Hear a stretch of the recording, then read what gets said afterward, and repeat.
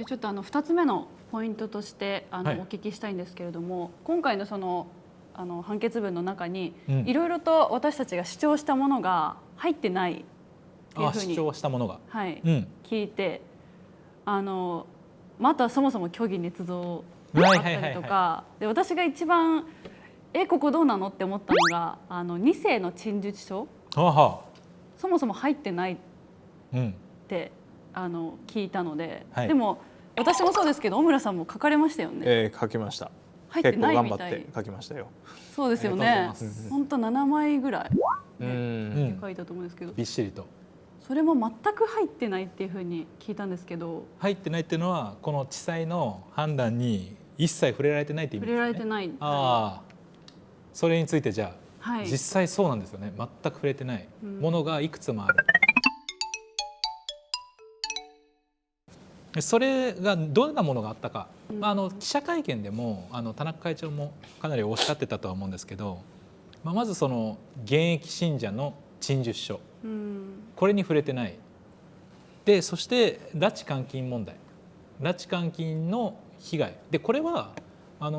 解散命令と関係ないから触れないっていうことはできるとしても、これできないんですよね。なんでかというと拉致監禁問題は、これ出していいですかね、フリップ。これなんかよく見ます、見ますね。これなんか見たことありますよね、確かに。明らかにね、一緒に番組でも確か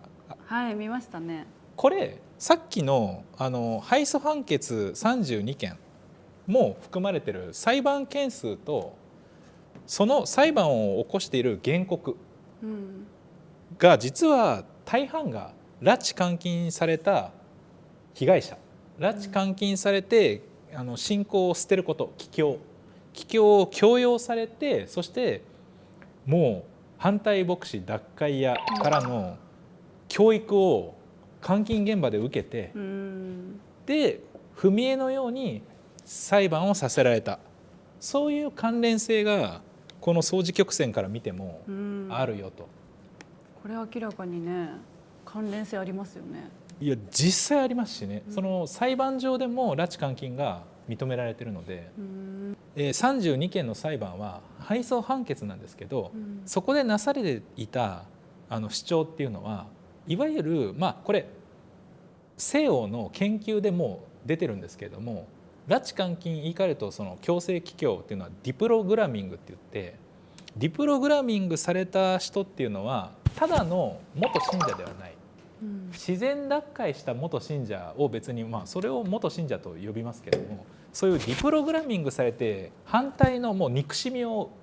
植えられた、そういう存在のことを廃教者と呼ぶみたいなんですね、西洋の研究で。そういうディプログラミングの被害者である、もう一番かわいそうなその廃教者の主張の信用性はないと、こういう研究が出てる。なのでそういう人たちの信用性のない主張によって裁判で、民事裁判なので調整の観点からも見ても、敗訴判決になったものもあるんですけれども、しかし信用性はこういうものだったっていう主張をしてる。その主張が例えば家庭連合はこう言うが、しかしそれを認めるように足る証拠はないとか、普通その一言言って一周するみたいな、これはよくあるんですよ、認めない場合の言い方として。そんなことも言わず触れないんですね、拉致監禁に問題として扱わないんですよ。ここまで関連性を主張しているのに触れたくない何かがあるのか、触れない。で虚偽捏造、文科省が作った文科省が提出した294件の陳述書もしくは尋問調書の中の新しく令和になってから作った陳述書はもう虚偽捏造だらけ。もう全部虚偽が含まれてるし、細かいところは本当だったりしますけどね。で重要なところは虚偽捏造で、それを全部指摘して反論の陳述書をこちらの関係者も丁寧に事実に基づいて出してる。だからこんなボロボロの陳述書を出した文科省の主張自体の信用性をどう吟味するかみたいなのは書かれるはずなんですけど、普通これも一切無視、触れない、虚偽捏造があったから文科省の信用性がないというが虚偽捏造は認められないとか、そんなのも一切言わず、拉致監禁と一緒ですね。スルーと。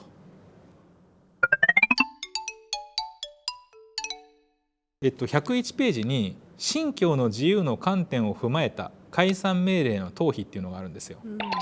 で解散命令はそれ自体法的効果としては信教の自由信者の宗教上の行為を禁止したりするもんじゃないとは言いつつも、実際はその解散すると清算手続きに入って、宗教法人の規則の定めを有無および内容いかんによっては最終的な帰属関係は異なりうるものの、宗教法人に帰属する財産、これ例えば教会土地建物とか当たり前なんですけど、何か処分するときはそれと比較して天秤にかかるもう一つのその処分される側の利益を考えなきゃいけないというのがあるんですよ。刑務所に入れるんだったらそれ相応のことを入れる、これ結構人権害されるじゃないですか、移動とか食事とか、そういうことするんだったらそれ相応のことやってなきゃいけないみたいな。だから解散命令を課すんだったらその反対に何があるかの天秤をちゃんと考えなきゃいけないっていう概念は当たり前ですけど、これあるんですね。で今回これ言ってるのが解散命令の天秤にかかるのは信教の自由で信者のその支障が生じることっていうのは言ってるんですけど、これ足りてないのが、直接侵害するものが実は1個あって、それが家庭連合の職員が職を失う、間違いないですよね。その職を失うっていうことが実は直接の効果なんだと。でどれだけの人が職を失うかというと、家庭連合は1933名の職員とその職員が養っている扶養家族は2441名いて、合計するとこの影響を受ける人は4374名抱えてるんですよね。で解散命令はこのような職員とか家族の生存権とか、もう職を失うんでちっちゃい子を教育する権利とかちっちゃい子が教育を受ける自由とか、その辺にまで支障をきたす恐れがあると。でこれは解散命令の間接的な効果とかじゃなくて直接の効果として発生するものだと、これをまず天秤にしてないと。でもう一個重要なのは差別。解散命令になったら今までオウム真理教と明覚寺っていうもうかなりの犯罪をしたところしか今ないので、それと同じにされる危険性ってありますよね。十分ありえますよね。ですよね。で言い方あれだと反社とか、カルトとか、今までも一部の人は言ってたかもしれないですけど、いや解散命令された反社団体みたいな、もう国からのね、国からの認定があって、そういうことになったら差別を受けると、それを実は2世の陳述書ではだいぶ叫んでて、それがいかに苦しいかで、我々、もちろん大人になった後この2世の陳述書どれにも書いてありましたけど、最初はその親に連れられて教会に行ってた子が多いかもしれないですけど、途中で自分で選んでるのはありますけど、生まれた時はもう家庭連合の子供として自動的に生まれてるわけじゃないですか。選べないですよね。しかも家庭連合がなければ生まれてないじゃないですか。父と母が出会ってないから、だから存在原因なんですよね。それが否定されることの苦しみみたいなのがすごい書いてあったんですよ。でそれが裁判所に一切触れられてない。で差別を受けるとか2世が悩んでることが解散命令の天秤の利益を考えるときに、信者たちはこういうだから慎重にとか言うならまだしも、全然考えずに判断出してる。なのでせめてちょっとこの青春 TV ぐらいでは、現役信者のその2世たちがどういうことをしたかを最後ちょっと読み上げていいですかね。実際に解散命令の地裁の審理で2世が出してくれた陳述書の一部抜粋ですね。安倍元総理の銃撃事件以降 SNS を見てみると、家庭連合に対しての誹謗中傷があふれ、中立な立場で意見を述べている者に対しても、擁護するやつはあいつらの仲間だなどという始末でした。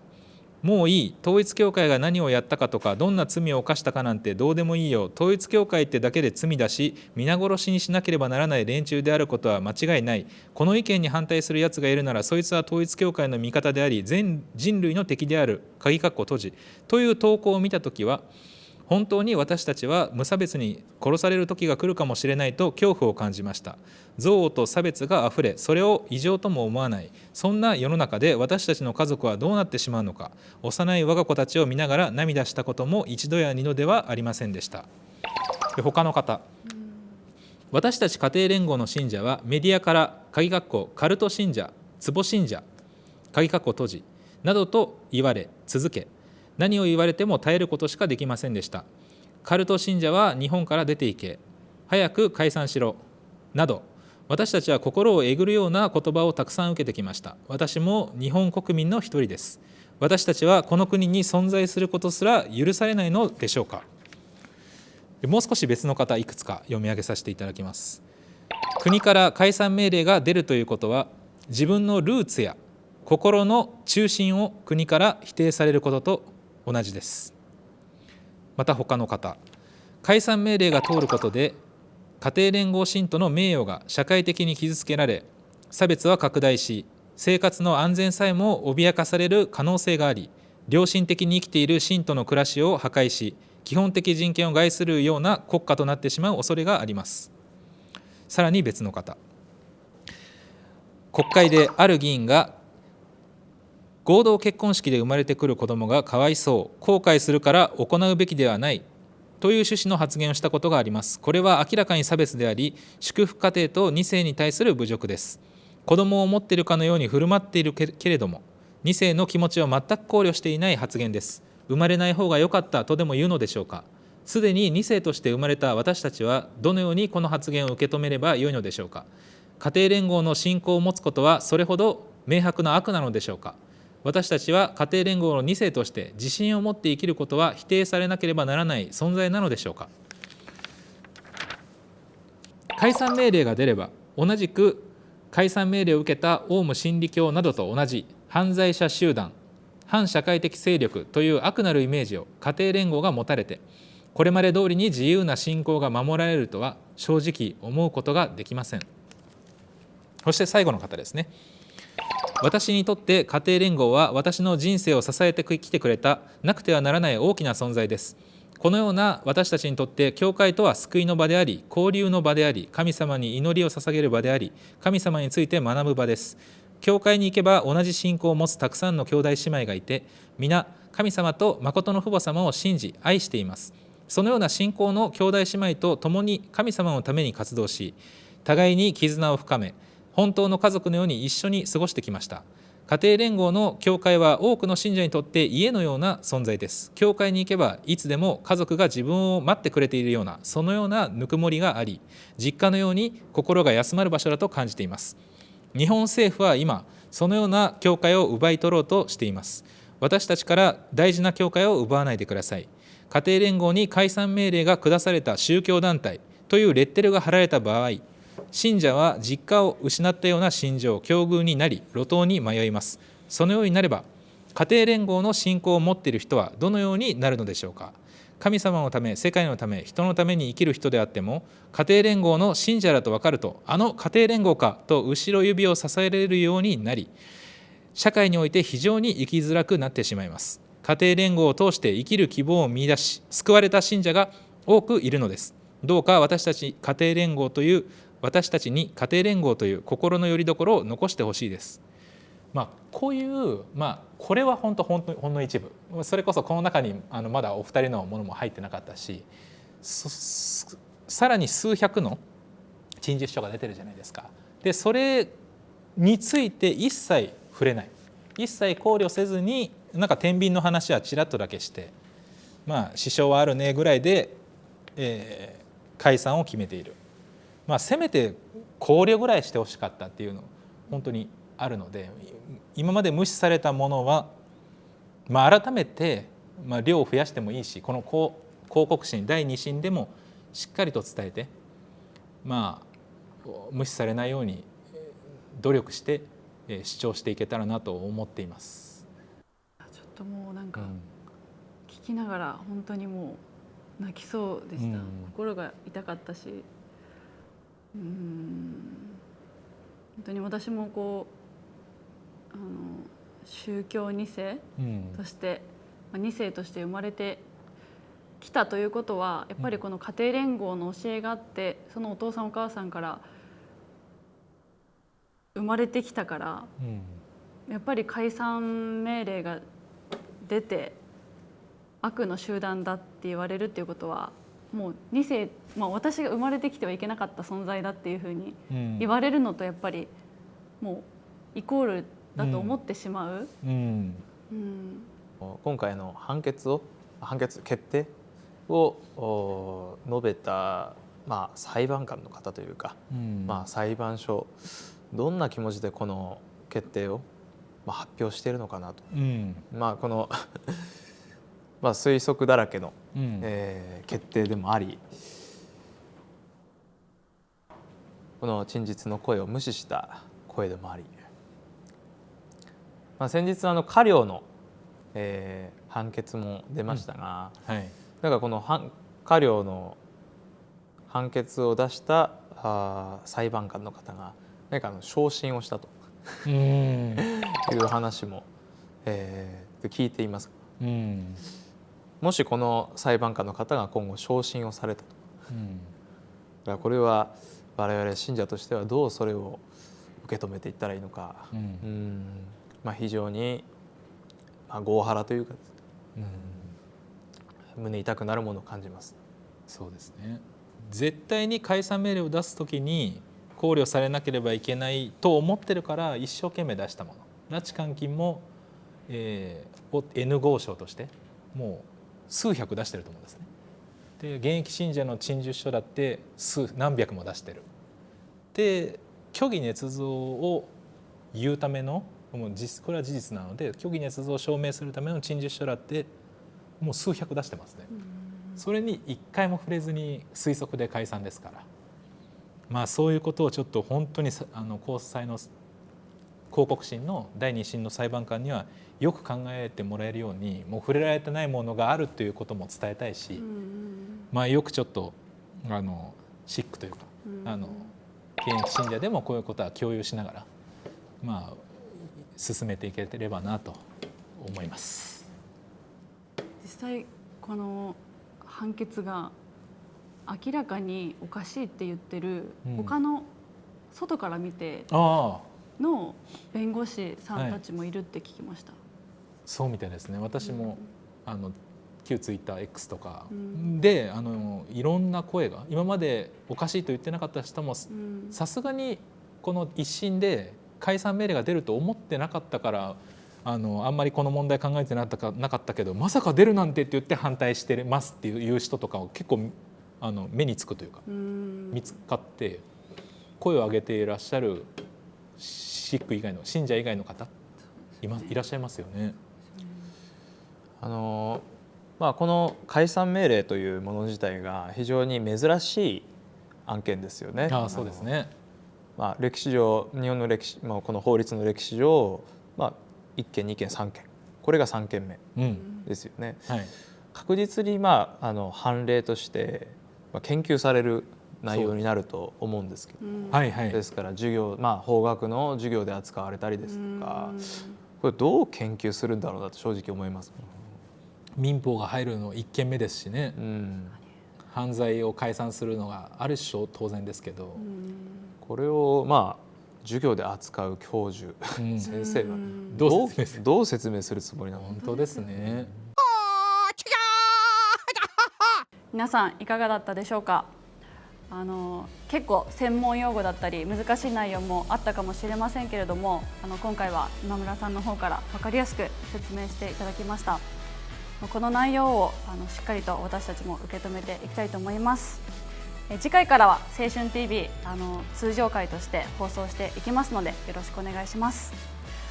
それでは本日今村さん、小村さんありがとうございました。ありがとうございました。ありがとうございました。